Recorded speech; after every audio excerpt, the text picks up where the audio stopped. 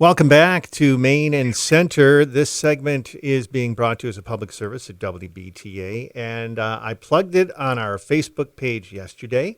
I talked about it this morning, and I've talked about it, last night as well. But if you've been following the Facebook pages for WBTA and my personal Facebook page, you saw the posting, and I've got to give credit to the woman that helped organize this. Terrific lady who has quite a story herself. But Francine called up and said, do you know the BeeGees? And I'm saying, of course I know about the BeeGees.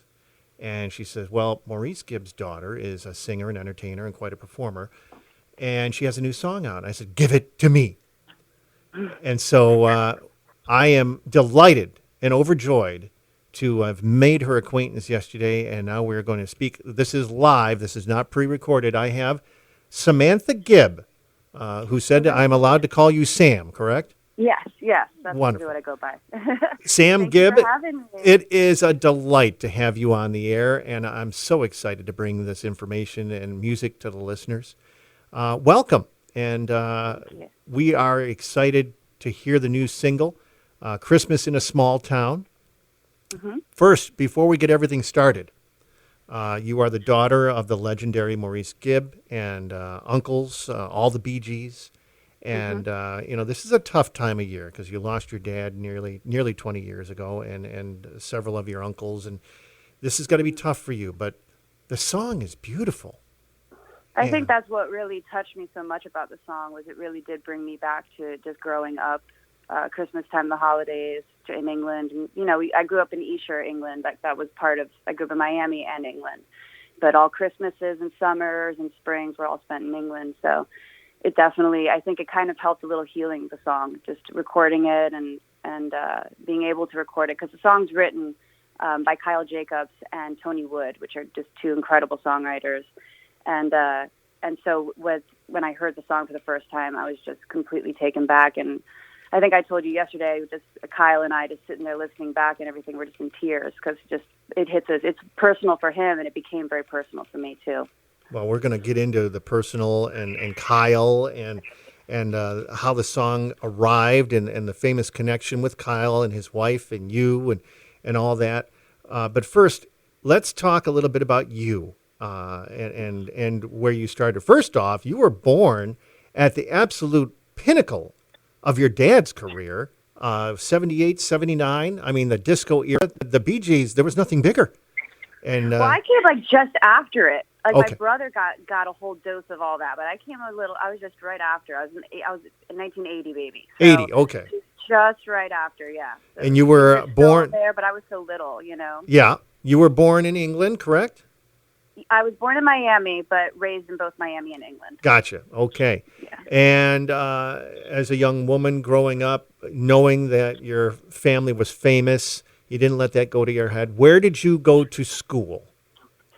I went to a couple different schools. I went to I went to a Montessori when I was real little, and then I went to a Miami Country Day School, which was not so fun. And then, then I went to a Catholic school, which was interesting, and ended up I started studying for my GED, and then I didn't do that. So it's Gotcha. kind of, don't tell my son. We're keeping that on the low down. Oh, until absolutely. he graduates. He won't. Yeah, no listening. Your son's getting ready to graduate, right?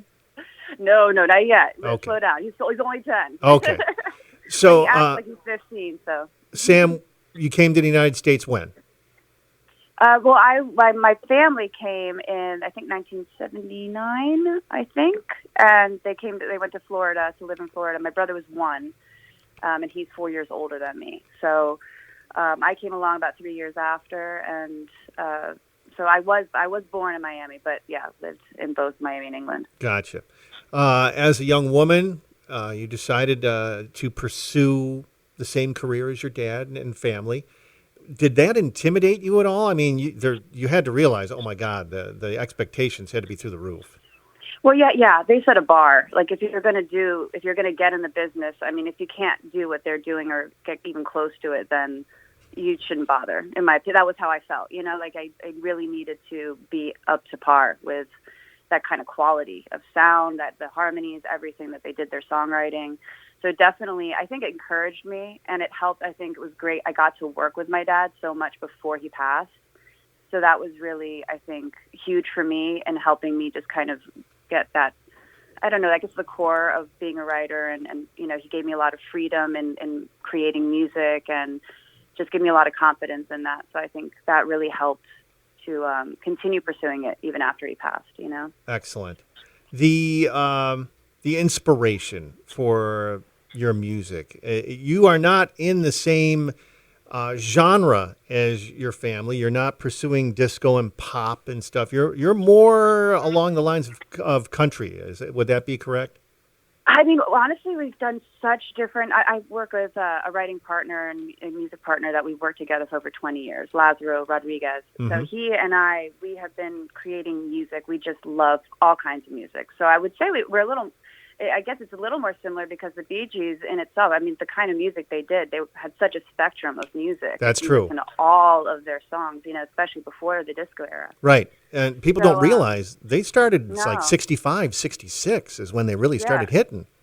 I mean, they had R&B sounds. They explored so much. So it's, I think for sure, that helped me to kind of have more of a diverse idea of music. I just love making music. I love creating music. I love making different kinds of music. Okay. Country, I'm definitely very drawn to. I know, you know, that my dad was a big country fan, mm-hmm. and I think that, you know, maybe it had an influence, but I love storytelling, and that's so, you know, prevalent in country music. So it's got to make you feel fantastic to know that you've got that lineage and knowing that you know, hey, if my father and my uncles can do this, I've got to have some ability. And it's proof in the pudding because, folks, if you go on YouTube or Spotify and just type in Samantha Gibb, several of her tunes will come up.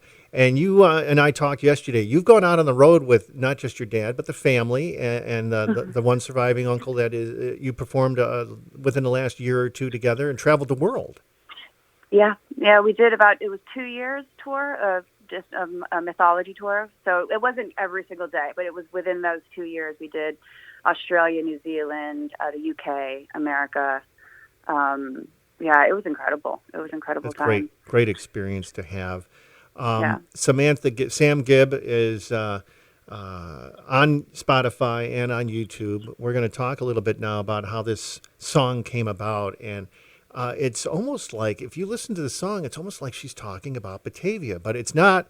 You've never been mm-hmm. here in person, but would you say it's almost like... I'd love to go, though. Yeah? The pictures, yeah, I love it. It's like I love those kind of towns. So it's just I'm very drawn to. There's a beautiful. I'll have to send you a picture since I got your number of what it's like outside. There's a nice little coating of white snow on the ground right now. Oh, nice. It's really nice. We're going to play your song, but tell us how this song came about, and tell us about your neighbor that helped wrote it, where he's from, and his famous wife. All right. Well, it started with. I'd written the song once we moved to Nashville. Let's get there. Okay, so in October, I moved to Nashville, my husband and my son and I, and we befriended our neighbors. Our neighbor